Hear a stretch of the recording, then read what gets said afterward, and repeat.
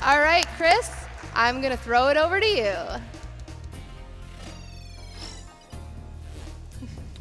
All right.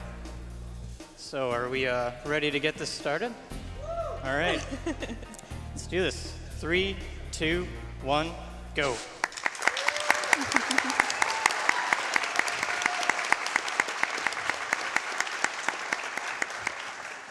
So yeah, my name is ChrisLBC, and I'll be doing Spyro the Dragon any %. And let's do a little roll call on couch. I'm Caitelady. I'm SwordofSeals. I'm AlexDest. Hi. Hello. Hello, everyone. So yeah, the goal of the speedrun is to get through all the balloonists, and they each require different collectibles in the game.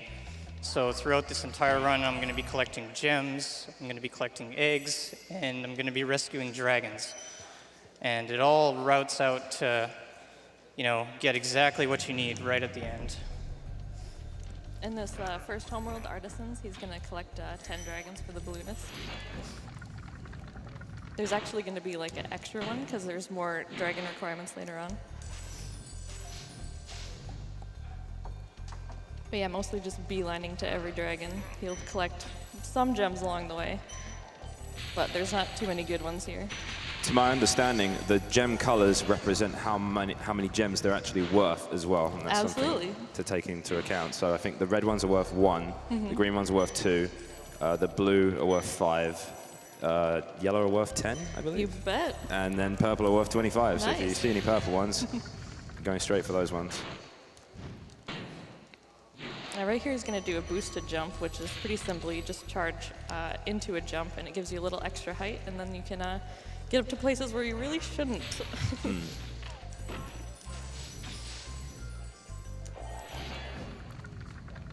There's also a little dragonfly following Spyro around, and he has 2 functions. He picks up the gems, and he also serves as the health. His color indicates how much health you have.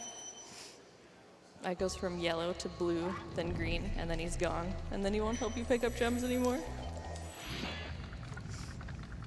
And then, yeah, one more hit, and Spyro's donezo as well. I do believe there are things in the game called fodder that you can pick up as well, and that will give you sparks back. If you don't have him, then it will give you the lowest color. And if you do have him and he's a lower form of color, getting like a sheep, or it depends what homeworld you're in, I think, or what level you're in, you get different kinds of fodder that you can get. Little small critters. Yeah. On this level, it's chickens. That's why you hear the chickens. Yeah, right here is going to be another boosted jump. So that's just completely just the whole level kind of out of order. You're meant to come back to this point, I believe, to get that dragon towards the end. Yeah, otherwise it'd be way too high. And the level's almost over. Once he exits this level, he's going to be doing something called a wall glide, where he's going to be keeping, out of a glide, he's going to keep Spyro parallel to the wall, and that will allow him to maintain or gain height, and then he's going to go out of bounds with that.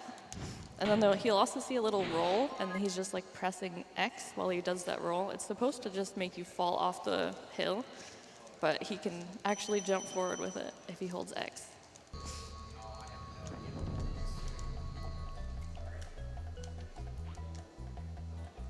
Nice. And there. Nice. There you go.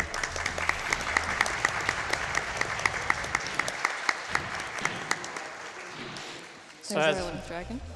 So as you can see, some walls in this game aren't actually walls. They just look like walls.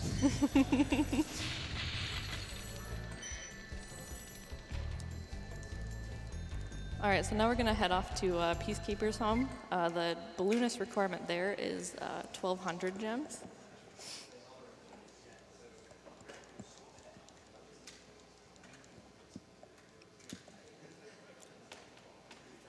So I think like the most interesting thing about any percent is it's like you kind of route it on the fly as well. There's a lot of like micromanagement as to your gem count. The levels that you go in, you need to keep an eye on your count as well. And I do believe that Chris has like backup plans if like he leaves a level without gems. Like if you can go to a different area to get more, certain levels are completely ignored. Like Toasty in the first world, just there was no reason to go in there essentially, just because you're only after the bare requirement to get from homeworld to homeworld. So starting off in this level, there's a fan chest, and when you flame a fan chest, there's actually a projectile that flies off, and it'll home into the nearest enemy or the nearest like object, like a chest or whatever it might be. And there's actually an enemy on the cliff near the end of the level, and we're gonna actually see him die from the fan chest, which is a nice little mechanic that they had in this game that kind of flew under the radar. So after this dragon, you're just gonna see him die from seemingly nothing. Oh, there he goes. Nice.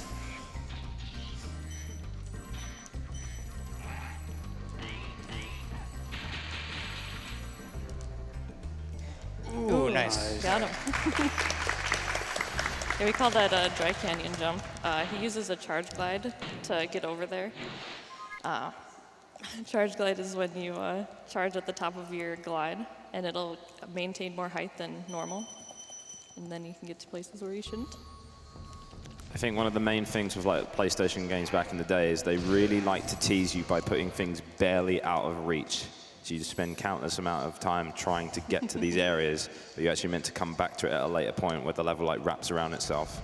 But with these kind of techniques, you can kind of just say, haha, just do what you want, pretty much. Yeah.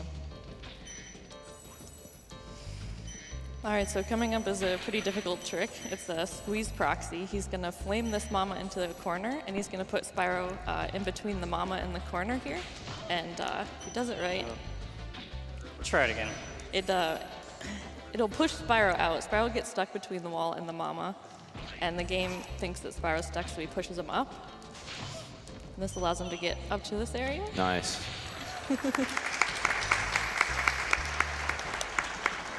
Ooh, yeah. Got that too. Yeah, that was another effect of jumping out of rolling animation. That house allows you to get up to this area early. Yeah, you've done this level completely out of order. What you're normally meant to do is go forward, go through all the buildings, get to the very top, and then you basically glide all the way over to the other side. Because of that, he was just able to get there straight away, which obviously saves quite a bit of time, because instead of having to go forward and back, he's able to just clear everything in one forward push. So I believe the end of the level's located right at the end, isn't it? Yeah. It uses a charge glide pretty interestingly there to collect those gems.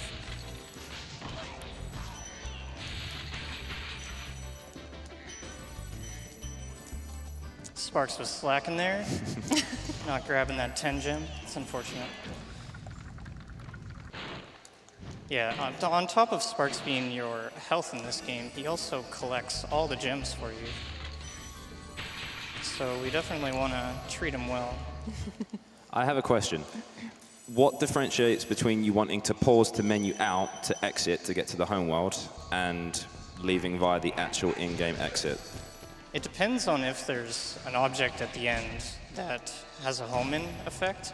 If like a gem is homing into you, you can exit through the return home portal and it'll collect as you're going out. Okay.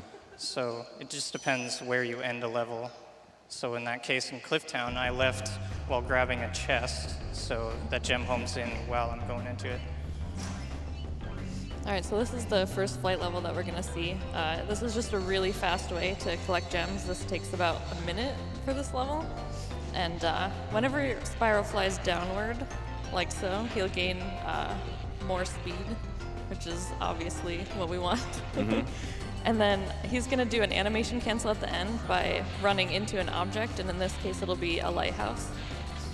He has like this really long victory animation where he flies in the air and then all the objects fly around him, but we don't have time for that nonsense.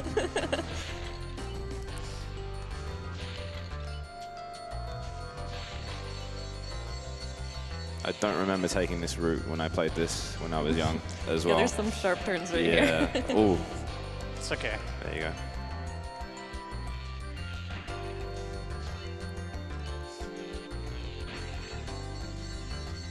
Right there, bop, done. There you go.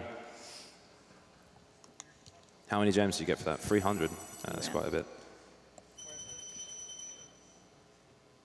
Yeah, you do end up visiting nearly every level, going up to Dreamweavers, which is the 5th homeworld. And it's because they really didn't skimp out on like how much you need to collect to actually beat the game. So there's very few dragons that you can actually skip to actually complete the game. So that's why we're going and grabbing all the dragons in each of these levels. The only one we've skipped so far is in Dry Canyon. We skipped a dragon because it's just way too out of the way. This is actually the first boss level we're going to see too. Unfortunately, we're not going to see the boss because we're only here for the gems and the dragon. Once we get the dragon, we're going to just head out and say peace to the boss. I mean, the level name here is like an inside joke with the developers, wasn't it, I think? Yeah. So the level name is called Dr. Shemp. Dr. Shemp. I think they left like a note in the game, wasn't it? I Yeah, believe? yeah. In the code, there was like repeating lines, and it sounds very cryptic. But the last line is, "We always get the Shemp." Yeah. There you go. We're not on the inside. We're not interested in the Shemp this time, though. Yeah.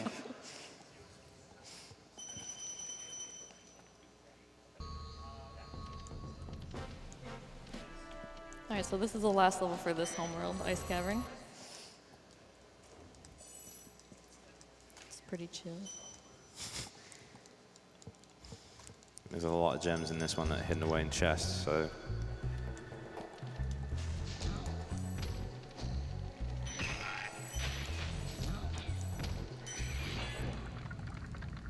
While you're mercilessly like going through all the enemies, I'm noticing that some of them are better to take out with a charge, and some are better to take out with a flame. I imagine certain enemies have to be taken out with one or the other. Yes. So like the big bulky guys, you have to take out with a flame, and then all Yep. the people with shields, I think the shield is resistant to the flame, so you have to charge. Yep. And then small guys, you can do either or. Yeah. Yeah, and some of the big enemies too, we can do something called the flame charge. And basically when you flame a big enemy like that, you saw the gem pop out. Some of the enemies we can do a flame charge, which allows us to have a homing effect instead of like having the gem pop out and then jump up and grab it.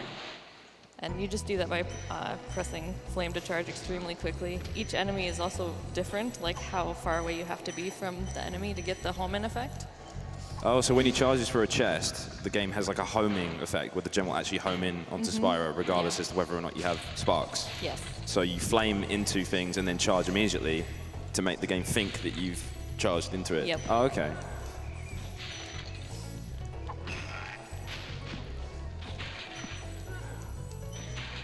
Doesn't work on all the big enemies though.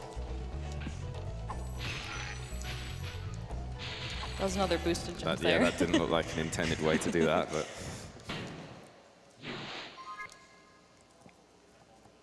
No time for intended routes here. All right, so there's a dragon coming up ahead, and it's going to look really bizarre because Chris is going to go all the way around to the other side of the dragon to release him. We do this because each dragon, there's like a set point where Spyro will walk to, and we want to be as close to that point as possible, otherwise we have to wait for Spyro to walk there. So it's actually faster to charge all the way around. I can't believe how fast you've stolen the oh. Even the NPCs are surprised at how fast we're going. So yeah, Magic Crafters, the balloonist wants us to collect 5 eggs. We already have 1 egg from earlier. This is where all the little egg thieves will be. Oh, these guys. Yep. I don't know if we'll hear them taunt us. We might be too fast to let them taunt us. Normally, they have like a set route around like the homeworld or the level that they're in, where they'll do their little and then they'll run around just in ridiculous loops and just. I think Chris is going to be doing like a lot of manipulation to the point where I think, to my understanding, if Spyro is at a set point, the thief has a set spawn point, and you can kind of like trick the game into getting the thief to go back to where it starts. Is that how that works, or not quite? No. I know you confused me. No, I think I've lost myself on that one. We'll see something like that later on. Okay. Alpine Ridge, the only pretty interesting thing here is that there's cycles. So Chris is trying to catch the fastest cycles possible here. These druids will raise and lower different terrain pieces. There's like some buildings and some grass, I don't know. But he wants to collect or get the fastest cycle that he possibly can.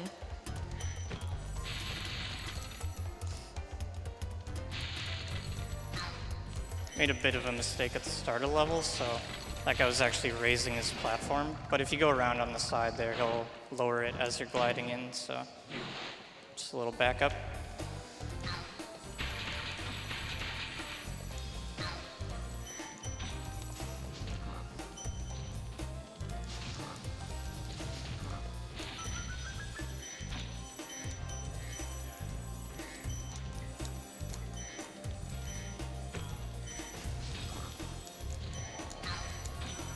Coming up, you're going to see, I think, the first out of bounds you see in this game, which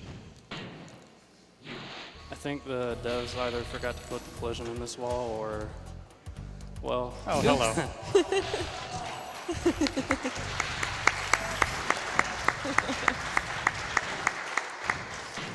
Yeah, you can just go through that without any effort and just get the thief.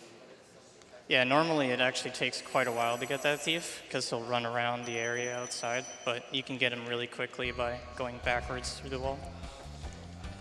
Yeah, something else to note about the thieves is that there's typically an animation where Spyro will watch and like stare at the egg while it like homes into his face, but we can cancel that animation just by like jumping, and while we're in the air, like the game doesn't know what to do, so then it just skips it for us.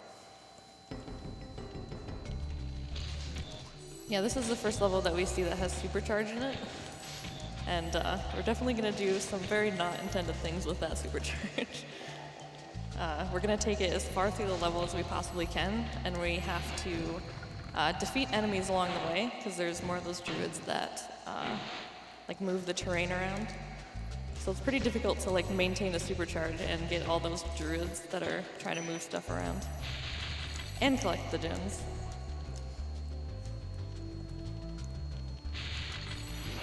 So just taking a beeline to these dragons back here, and then the Supercharge.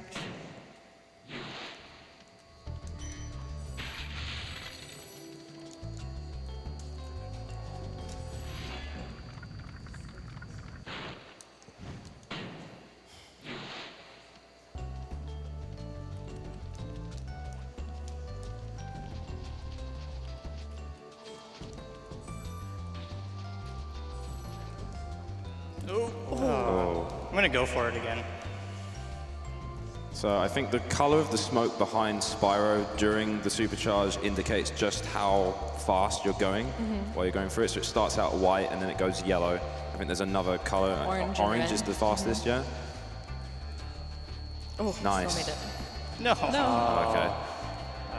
There's no point in going for it now, so that's unfortunate.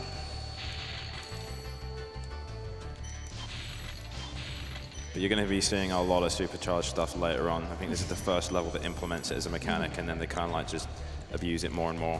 Yep.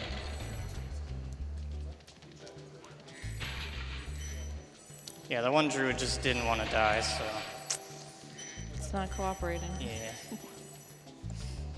I will pick up the Supercharge again here, just to do this area a little bit quicker. When you Supercharge through these fireworks chests, they explode immediately. Normally, if you flame them, they take a few seconds to explode. Yeah, and you don't take damage when you're supercharging either, which is super nice. I'm assuming the only way to lose a Supercharge is to collide headfirst into a wall, or to fall out of the level. That's supposed to be how it is. Sometimes, Yeah. sometimes the train will just bump you and it'll stop.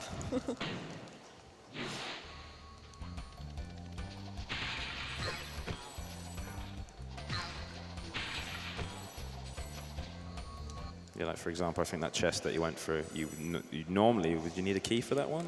Not that one. Not There's- that one, no. You have to supercharge them. Oh, yeah. okay. Or there's rockets in the game that can explode them.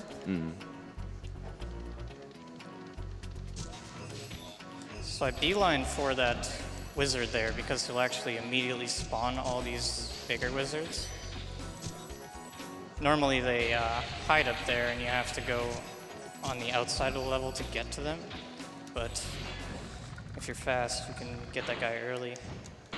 He also has a 10 gems, so that's really nice of him. So And here's some more shenanigans. with the supercharge. Definitely supposed to just stop here, but we're not gonna stop. Okay. Still a bit more. All right. All right, there we go. I noticed it went down a level when he went up a supercharge ramp as well. So that's another way for it to go down, I think.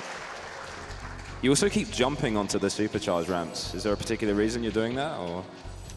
In this level, it is nice to get a little bit more speed, but the way it works is if you jump and then charge into the top of a supercharge ramp, you get more speed for some reason.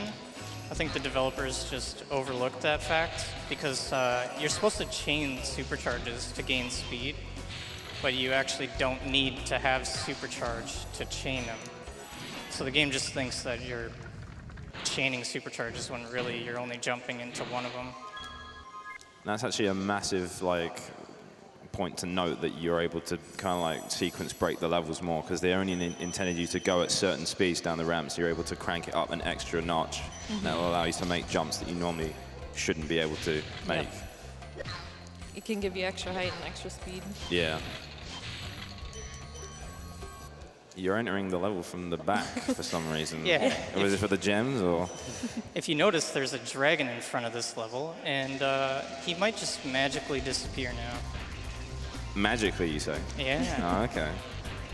Spyro actually keeps, despite what it looks like, Spyro keeps flying in the homeworld, through the little portal there. So he actually touched the dragon pedestal before entering the level, or while entering the level, so the game just thinks that we rescued this dragon, and we can just skip them all together.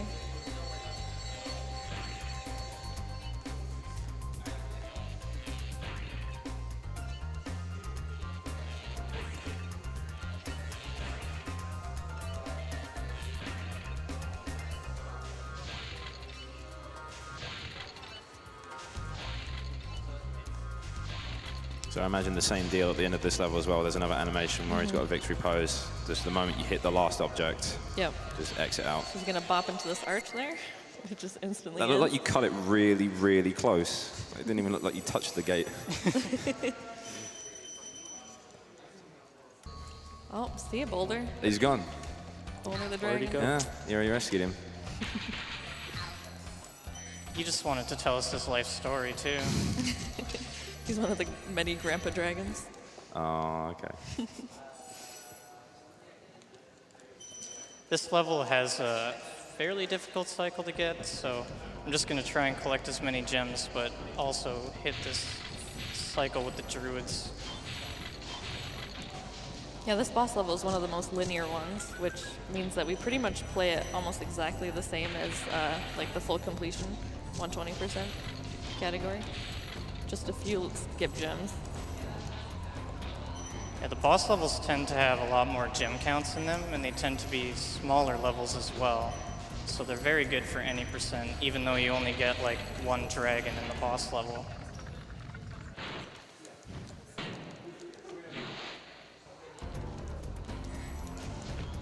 So that was the cycle I wanted to get.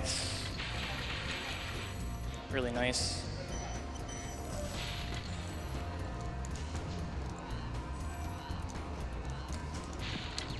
So there's a little damage abuse. You can get the fireworks to explode immediately if you just charge into them. Normally it takes a few seconds for that to go off. Not much of a boss, is it? Not when you speedrun it. No. Also, when I killed the boss, I charged into his hitbox. Normally the gems are supposed to fly out and spread across the room. But if you charge into the hitbox, they'll just home in directly into Spyro immediately. It's a nice way to save a little time. So yeah, that's Match Crafters. We're already on to the 4th homeworld now. And this one, you kind of ramped up the difficulty, especially with the enemies. What's the requirement to leave this area? We're gonna 50 need dragons. 50 dragons. Okay, so we're almost there. Yeah, we're Because almost we've been collecting them along the way. You only need 9, but So I'm gonna damage abuse in the water there. Unfortunately, didn't work quite like I expected, but Yeah, these boars have some pretty interesting flame charges when you can pull them off. They're some of the most difficult in the game. But we'll see them again in Misty Bog. It's another flight level. This one's quite difficult. You have to be really fast at the start to catch a particular cycle, and it's going to look really odd if I get it. Dare I say we have a wild route for this level. Indeed. Clapping. Oh, okay. Okay.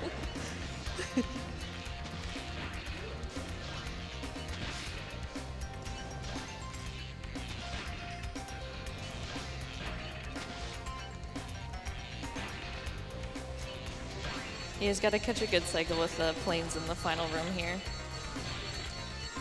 Get them in a correct pattern.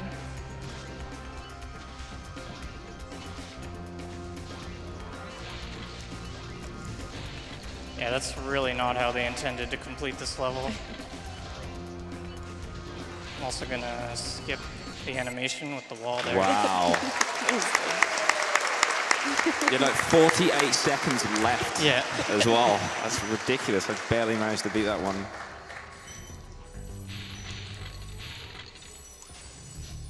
Yeah, that one didn't want to spawn right away. No, yeah. Sometimes you have to wait for them to spawn. Yeah, Misty Bog is the next level coming up. It's very notorious for having very difficult enemies. There's these frogs that have like fruit by the foot tongues that can reach super far. These trees, if you look at them sideways, they'll just come and want Spyro for a snack. These things in particular as well, if they actually eat you, it's really bad. There's like a really long, slow animation where they chew you and then spit you out. So we want to avoid that as much as possible. Showing them who's boss so far. Yeah, as you can see, the frogs, they don't like flames that much. So if you're good at flame charging, then you can get the gems to home in and you can avoid their attacks quite well.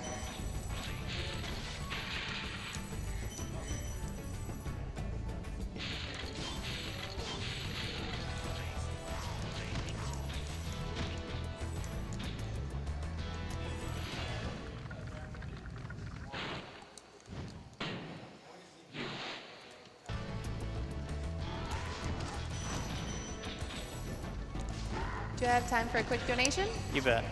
We've got $15 from Alexander Hott, who says, I just can't resist donating during Chris's Spyro run. PlayStation is my jam, and the way you managed to break the game would blow Kid Me's mind. Good luck, Chris, and fingers crossed for Twilight Harbor Skip.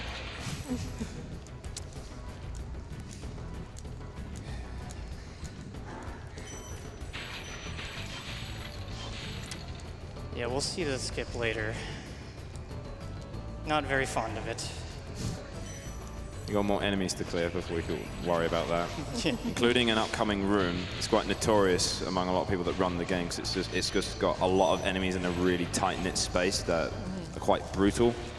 I think there's about 9 or 10 enemies in Yeah, there. all in like a crammed into really small space. closed, confined space. You're going to see it coming up in just a moment. So fingers crossed that goes well as well.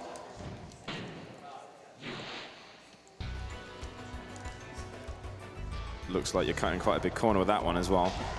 Yeah, there's not really any gems I want to collect on the way, so just going directly to this room. This is the room.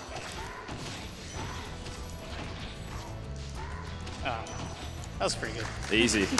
Nice.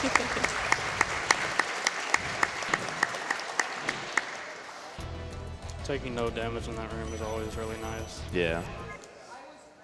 because you almost never know where the frogs are going to be in that room. And they can just surprise you with their tongues.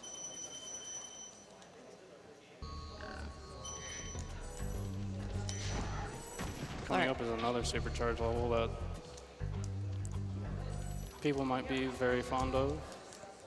People say that this is one of the more difficult levels, but it's also one of the best levels to speedrun because you really don't have to do it intended at all. Yeah, they definitely intended you to use like several supercharge ramps and chain them all together, but we're gonna just completely avoid that. This has one of the most confusing layouts of a Spyro level. Yeah, Chris is also in a race with the thief right now. If he wins, then the thief will teleport, Not sure if we got it or not. I had a few bonks there, but Yeah. I think he... Yeah, there he goes. Yep, gone. That teleports him to this island like right away. Otherwise, you have to wait for him to come back, and you really want that thief because he has a 25 gem. So you might have noticed that I got to this island quite easily. That was abusing the fact that you can charge jump into the top of the ramp and get quite a lot of extra height. You just have to delay the jump right at the end, kind of jump as late as possible, and then you're able to get his maximum height. That thief's not supposed to die there, but... Oh, that's what you're Could have talking about surprised me earlier. with that one. Do the colors of the thieves have any kind of impact as to what they give as a reward, or is it just... No. I think they're just Okay. stylized for Okay. each homeworld or something.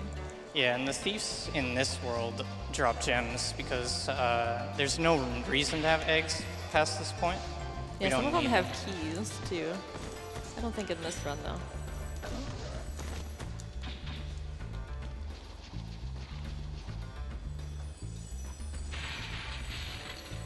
Oh, come on. So you're supposed to be able to use that as a ramp, but unfortunately it didn't quite work out. But there's a little backup here, which also isn't intended. Nice. I've never seen that before, so I'm kind of glad you actually made that mistake to see that, because that's ridiculous. Nice. And you want to get up here because there's a bunch of gems. Yeah, so the initial plan was to use like the sloped terrain to like jump up it and then use that as like a bit of a way to get up there initially.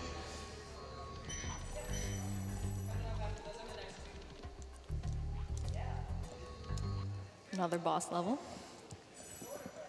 Yeah, so we have 49 dragons now, but we're gonna do pretty much this entire level because there's a lot of really good gems. And we're still lacking quite a lot at this point.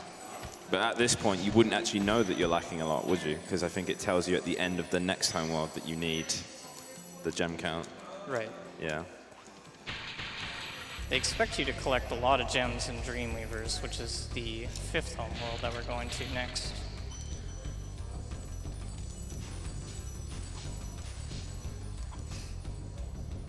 Yeah, this boss actually has cycles as well on his like power poles. It starts right at that bridge that we just crossed. It's on a cycle, so Chris has to be really quick through here if he wants to catch that cycle.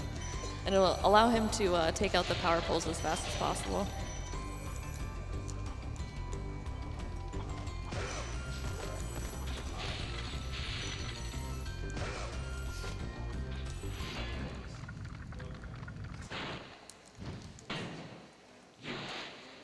It's a good time for a couple donations.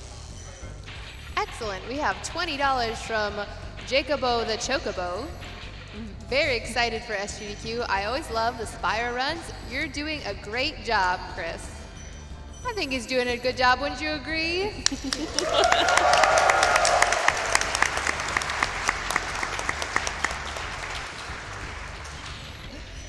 We have 3831 from Andre219. Good luck to Chris. May Twilight Harbor Skip treat you like the mechanical beast that you are.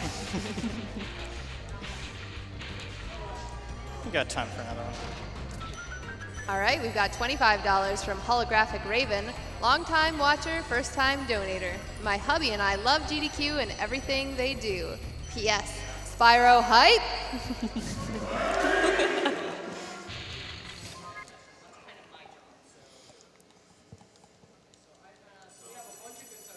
We got another one. Just got to clean up this homeworld. Okay, we have $25 from Hummeldun. Hey Chris, great run so far. Keep it up, my friend. We have $15 from Susanna156. As both a doctor and a huge Spyro fan, I am beyond thrilled to see it being played at SGDQ. Great work, everybody, and greetings from Portugal.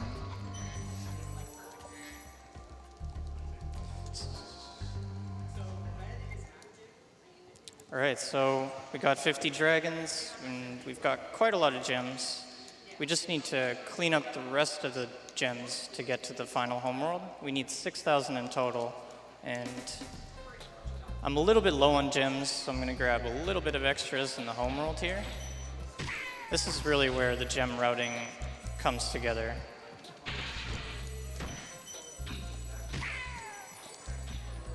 A little jump there to skip the whirlwind. Don't have time for whirlwinds. You actually bypassed quite a big section of the homeworld plan to get here as well, if I remember correctly. I think you're normally meant to get to the main center island. There's like a cannon, because there's an enemy that control. Another really cool thing about the game is like the enemies control the terrain and they interact with other enemies as well. You may have noticed in Misty Bog, like one of the enemies was being chased by the boar. When you take the boar out, he then centers on you. One of the enemies in the main homeworld actually activates like a cannon, and it shoots the cannon at other enemies, and that changes their state. Yeah, Normally you're meant to shoot it at the two and shrink them and then flame them to get to that area, but he was able to just jump into them and they pushed him upwards because he got caught in between the two of them. Yeah. They sent him over. Yeah, they were large enemies that had a shield, so you really have to shrink them in order to take them out. But if you jump over them at the right time, you'll get like a little damage boost. It'll just shoot you up. Sometimes you can do it damageless just because they have a really awkward hitbox. I think of the flight levels you've done so far, this one's arguably one of the easier ones. Yeah, it's pretty as well. chill. Yeah, and if you mess up in this level, there's usually a pretty good backup that doesn't lose too much time, so it's a pretty safe flight level. And just like that.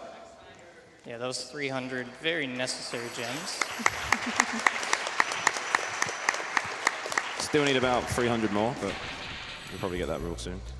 Yeah, Jacques is the next level coming up. It's a boss level, and it's really like the gem cleanup level. We watch the gem count here, and then Chris will try to figure out how much more he needs. And it'll determine like which path he's going to take through the level. Yeah, so I need 360, so do a pretty standard cleanup here. Start on the right side and grab every gem in my path. So I think the main like gimmick or like thing of the level is that you've got these little enemies with the clock, and I think when you flame them, they act as a timer, and they all trigger different things. Like you've got these two here that will then make this like fountain cake like pillar formation that you then need to climb to get into the room with the key and whatnot. So it's all about catching them.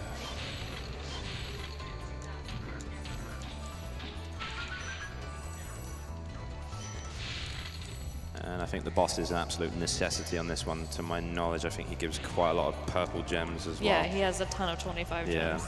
So even though we're not collecting any gems right now chasing him. Oh, you could, oh yeah, a chase, you say. Yeah, he throws boxes at you, but I guess when you're charging, it doesn't hurt you. He's already dead. Sorry, Jacques. And there we go.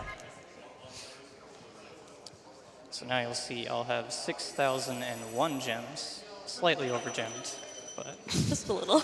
Oh, you're one over. Yeah. I don't think you'll lose any sleep over it, though. So there you go.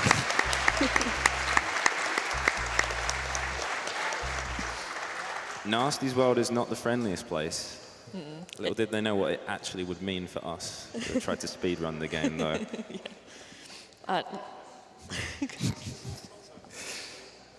Gnasty's world is a super interesting world. There's all these dragon heads, and they only open if you rescue this dragon here, and if you go through the return home vortex in the levels consecutively. So basically, for North Cove, we're going to just take a beeline to the vortex. I think the level design of this one also kind of like wraps around in a massive circle. There's like a bit of a sea bend. Yeah. You've got this massive grassy hill that's staring him in the face right now. But instead of doing the whole level, who needs to do that when you can just get a little bit of height from this enemy here and just glide your way to the very end, completely circumventing a bunch of nooks and crannies and tunnels and boats that you need to... Okay. All right, so it's crunch time now. Chris is going to try to do Twilight Harbor skip. Definitely the hardest trick of the run.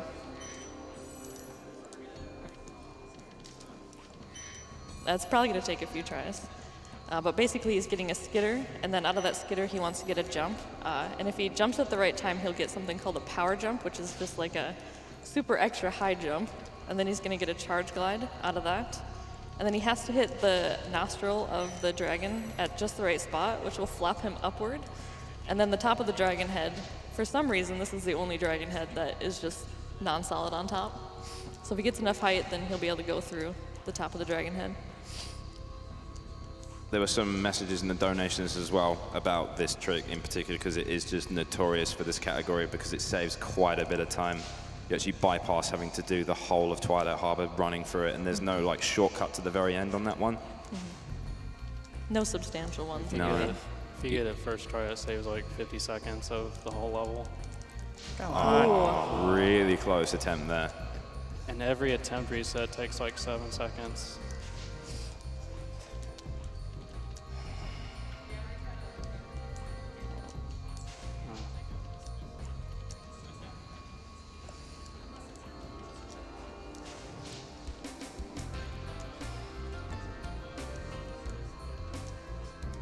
There we go. Incredibly close.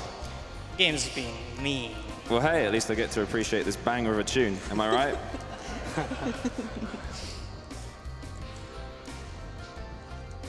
There were actually a lot more donations about this than I read. Yeah, it's quite a notorious trick in the whole run because it's just right at the end. This is literally the last thing before the final boss. We need to channel your energy now, guys. He needs it more than ever. Come on.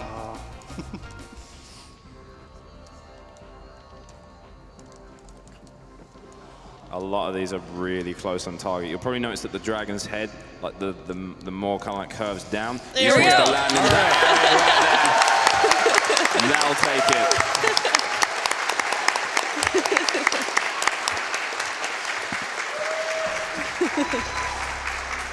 Awesome stuff. So normally the goal here is to run down these tunnels to chase these thieves. He kind of manipulates where he opens the door from so that they'll run towards him, so that he can just get the key straight away. Doesn't need any gems, doesn't need anything, doesn't even need to follow him. He can just glide and just... You're actually meant to chase him in this section, but it seems more like a bit of like a sprint race from how close he is to him. Yeah, this is our final boss, Gnasty. The thing is, he wants to be as close to Gnasty as possible, so he runs a bit faster. If you're ever like way too far ahead of him, he ends up slowing down a bit. Get ready on time, by the way. It's coming up soon.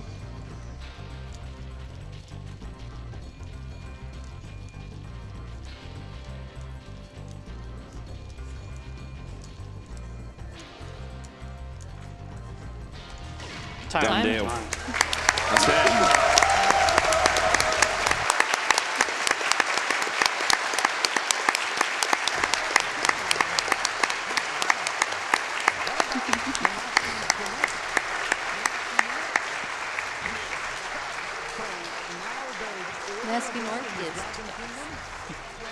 Well, thank you, everyone. Hope you enjoyed Spyro the Dragon. Had some difficulty with Twilight Harbor skip, but hey, that's kind of expected. That trick is probably one of the toughest in the game, so not too surprised that that happened. The obligatory question that everybody wants to know the answer to, and we've all been waiting for. Are you hyped for the Spyro Reignited Trilogy Remaster hitting in September? Come on. Yeah. So yeah, thanks for having me, Games Done Quick. It's been a pleasure being here again. And good luck to all the runners. And I hope you guys stick around and check out all the awesome games that'll come this week. It's going to be a blast. All right, thank you so much, Chris. Let's give it up one more time. Let's do it.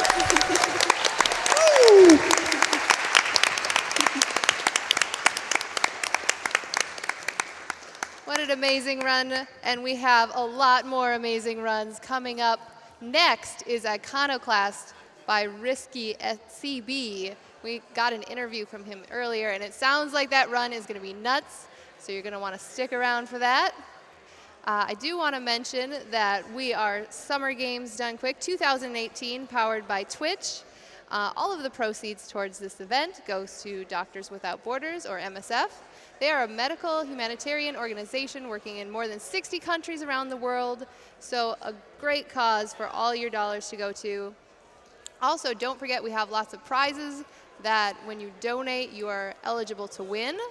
Also, we have lots of incentives that are coming up, so including the Resident Evil 4 costume choice. Right now, Special 1 is winning by a landslide, so if you want the normal costume, make sure to get your donations in right away.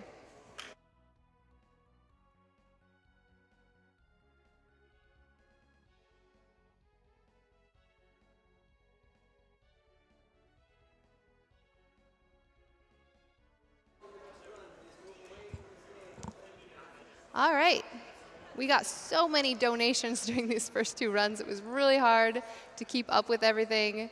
But we get every donation that you send in. We read all of the donation comments. We just don't have time to read them all on air. So even if your donation doesn't get read, be sure that we're reading it, and we appreciate every single dollar that's coming in. Any donation, big or small, goes towards a great cause.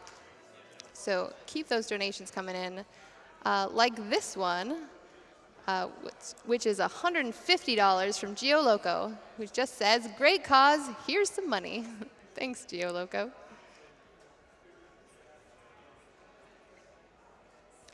We've got $15 from Unholy Sheep. "I always look forward to the Games Done Quick events. As a game developer, I really enjoy seeing games being completely destroyed using unintended features. Obviously, my own code never causes any such bugs." Winky face. We've got $15 from Amande. Says, "Thanks to MSF for their amazing work all over the world." We've got $5 from Frosty Dragon. "It's not summer without SGDQ. Good luck to all the runners, and here's to a week of awesome runs."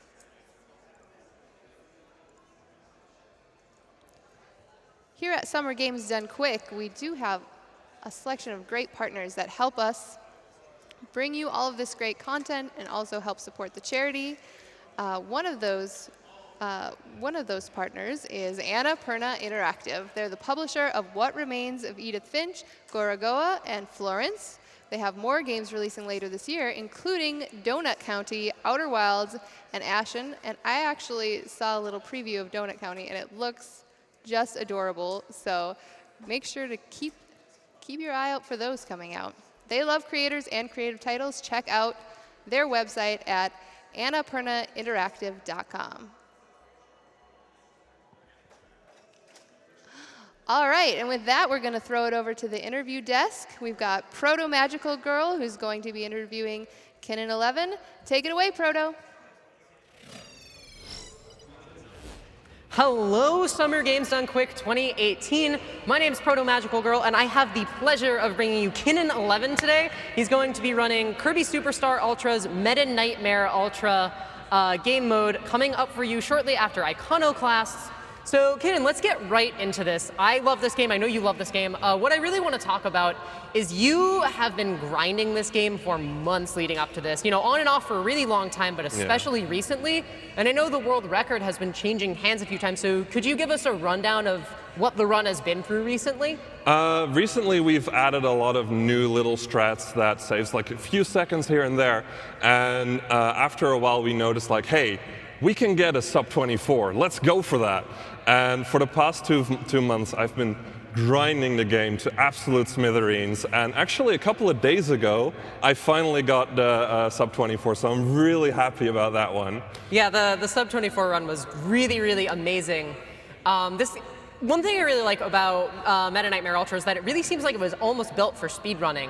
Yeah, definitely. Especially with the kind of built-in ILs and splits. Yeah. So if you want to talk about that, and I'm curious if there are other ways in which the game seems like it's just really, really good for us.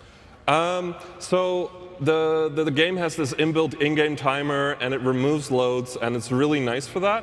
And it actually saves your best times as well. So whenever you're done with a certain split, you can just have time to take a picture and like, hey, this is my AL time, and you can just really nicely do that. And there are a lot of little things like that, like animation pausing the in-game timer and stuff like that, that gives you a really nice speedrunning game, basically. Yeah, it seems like the whole thing, like even Meta Knight as a character himself, you know, it's not quite the same as Kirby. If you want to tell me a little bit about that. Yeah, so Meta Knight moves a little bit faster. He jumps a little bit higher, actually, as well. And he has a moveset that really allows him to go through rooms really quickly with taking little to no damage. And he's just more slippery as well than Kirby. Kirby is like really grounded, and you can really feel that in the middle of 100% runs where you go from Kirby into Meta Knight, and I just mess up the first screen every single time in my speedruns. It's horrible. So another thing, we talked a little bit about the kind of splits in this game. With this game, essentially how it works is you play as Meta Knight and you go through, I think it's like slightly condensed versions of the other game modes in the game that you normally play as Kirby. So I'm curious to hear, out of the 5 individual levels in this game, what is your favorite and least favorite, and why? My favorite is probably the Revenge of Meta Knight section, level 3. Level 4, actually. Because for some reason, it doesn't matter how many mistakes I make, I will always get good times on it, and it just flows really nicely, mostly contrary to the Kirby one, which is really stop-start a lot. The one I dislike the most is probably Milky Way Wishes, because the margins are really big. You can quite easily get really good times, but you can also get really horrible times, and it almost feels like nothing you do improves that time, and it's just so annoying to deal with. So do you think with all of these levels, well, actually not do you think, I'm curious, are there any changes made for Meta Knight? And if so, how does it help the run? There are actually changes made, especially in Great Cave Offensive, and we'll be highlighting that during the run as well, where they basically removed all of the chests. They removed all of the split paths and whatever, so you can only go one way and one way only, so you can never get lost at all, and it's really nice. And the Meta Knight sword also gives you the ability to solve basically every single puzzle that you find along your way, which really helps you out. Yeah, it really sounds like this game is just built for speedrunning, which I think is just so cool. And if you haven't seen this run, you definitely want to tune in for it. It is like nonstop, fast-paced action. Okay, so let's now we're going to move into some of our social media questions. We asked with the Games Done Quick Twitter people for questions to ask to Kinnan, and I'm going to read a couple of them now. So our first question is from @ViTheDeer, who asks, Kinnan, what's your favorite Kirby form? Jet. It's just the best speedrunning one, and it's got so much depth. Like, there's so many cool things you can do with Jet, and you can slay bosses like it's nothing, and it's just, and it's got sunglasses, man, sunglasses. Sunglasses. It's the coolest Kirby power, truly. Our next question is from the Batman J, who asks, Kinnan, if you could turn Kirby into anything, what would it be? Oof, that's actually a difficult question. I mean, I would say a friend, but he is already a friend, so... He really is. Yeah, I really can't tell, honestly. So... I mean, he's a friend. What else do you need? Definitely. Sometimes the real Kirby transformations are the friends we make along the way. So our next question is from Lasertrap, who asks, Kinnan, I saw you running Okami last year, so how different is this game as a run? It is actually not that horribly different, strangely enough. Really? Because in Okami, a lot of what you're doing is movement optimization. Yeah, you have this like crazy frame trick that you do every like 10 seconds, and that's the main difference between the two. But the movement optimization feels the same for both games, and that's why I can switch between them so easily, and it's really nice to do, actually. That's really neat. I never would have thought that those two just like completely different games would be so similar. Do you think that's kind of a theme in how you choose your speed games, or was it just a chance thing? Because I know one of your main things is like you run Kirby games, but then you have Okami and Meta Knight, which are apparently really similar. So does that come into your thought process when you're choosing your games? Usually, yeah. If a game is more focused towards movement, I really enjoy it a lot more. Because if you hit that right movement, it just feels nice, it looks nice, everything's going quickly. And I don't like the trick-heavy games where you just have to try and get a trick a couple of times, and that just isn't really my thing, honestly. That's interesting to know. So our next question is from @SpandexSultans, who asks, Kinnan, who is the cutest Nintendo character and why is it Kirby? I have to sadly disappoint everyone. Kirby is not the cutest Nintendo character. It is Bandana D. The people love him. Bandana D for Smash Ultimate. Make it happen, Sakurai. I can't disagree with you, honestly. Bandana D is an excellent friend. Okay, so our final question here is going to be from Mr. Trueshade, who asks, Kinnan, if you could hug Kirby, would you? That's a really bad question. Of course. Hello? Who wouldn't want to hug Kirby? I mean, would you want to hug Kirby? Absolutely. Exactly. How could you not want to hug Kirby? I mean, I think in Trueshade's defense, it's definitely worth acknowledging that Kirby is 100% huggable because Kirby's a good friend and he deserves to know that we want to hug him, you know? Definitely. Well, that's all we have for this interview. Be sure to stay tuned for Iconoclast with Risky CV up next. And after that, Kinnan will be playing Meta Knight. So Kinnan, thank you so much for coming out and talking to me. Congratulations on your really exciting Meta Nightmare PB. And best of luck with your run. Thank you for having me.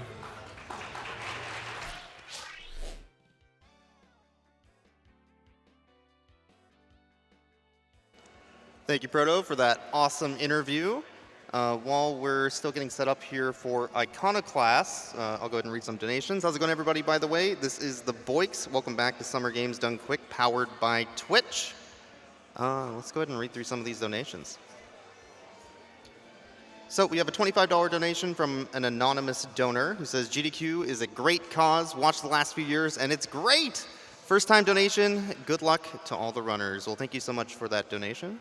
I hope you enjoy the marathon here. We're right here on day one, starting it off very well. We had a $15 donation here from Rue9, who says, been excited for this for months now, and that Spyro run was hype. Thanks for everything you guys do. And less than 3, which if I'm up on my lingo is what the kids say is a heart emoji. So thank you so much for that heart emoji. Hip and cool. Oh, wow. Okay, we had a $1,000 donation from Thorlar. Yeah, that's worth a clap. Thorlar says, me and my community raise money for charity, and we love what you're doing here. We've all been big fans for years of this event and are happy to support this cause. Expect more later. Ooh. But have this for now. May the Thors be with you in your speedruns. I salute you. Thank you for that donation.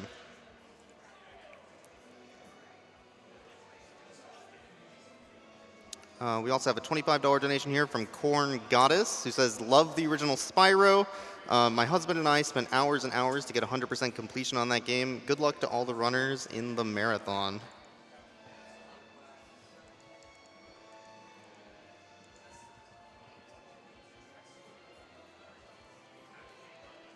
And we have a $15 donation here from Royal Rogue, who says, the Spyro trilogy was a huge part of my childhood, so it's awesome to see this game torn apart so completely. Seeing treetops beaten so easily would have made 8-year-old me so mad. Keep up the great work, everyone.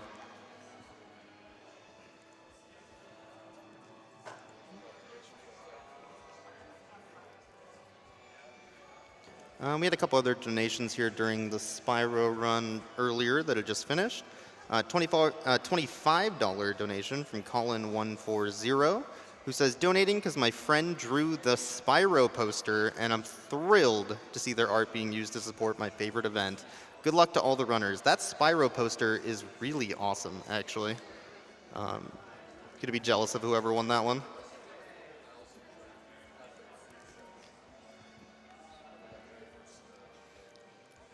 Just as a quick heads up here, we are also, let me see, there's a Shantae race coming up within a couple runs here, and we're $5,143 of the $10,000 incentive for an all dark magic version of that race. So if you want to get that incentive met, we're about halfway there, and you have Iconoclast here and Kirby right afterwards, Kirby Superstar Ultra. So short amount of time to reach that incentive. Go ahead and get your donations in.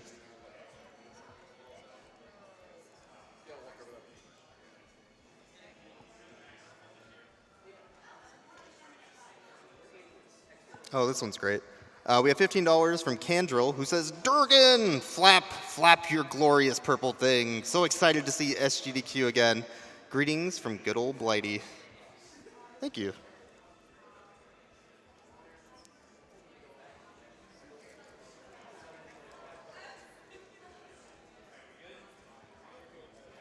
We had a $5 donation from Gamma13, who says, first time donating, and I love everything you do. Well, thank you for checking out the marathon and getting that donation in.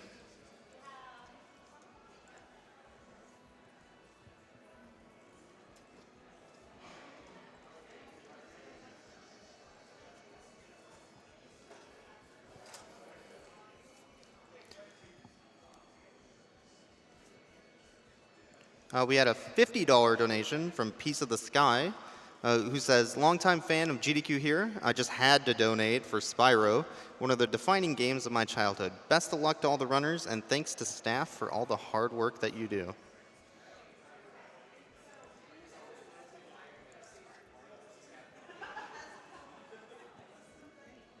And a $150 donation from Karunched, who just says, I like Spyro.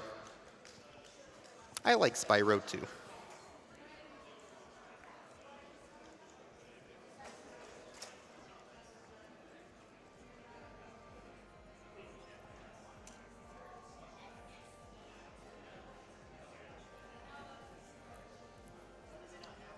We had a $25 donation here from Expo Dragon, who says, this is only my second GDQ, but I enjoyed this January's event so much that I've watched many runs from the past GDQs. Love that this SGDQ kicks off with some of my favorite platformers, Banjo-Tooie and Spyro. Can't wait for the Reignited trilogy, and let's see that jet ski glitch. So the jet ski glitch is a donation incentive for Resident Evil 4. That's currently at $2,241 of the 4,000. That's a little bit over half as well. If you would like to see that glitch performed live here on stage at Summer Games Done Quick, powered by Twitch, you can do so by donating to that incentive.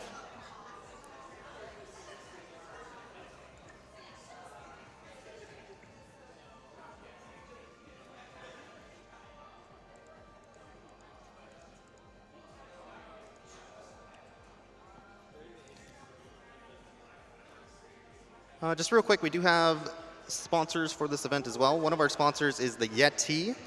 They've been supporting Games Done Quick events since 2012, and they're the official merch sponsor for Games Done Quick. You can get official SGDQ tees and more at theyeti.com.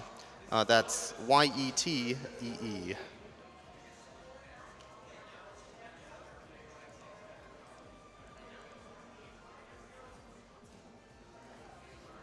And we had a $5 donation from Rainbow Poogle, who says, good luck, Risky, on your run. Yeah.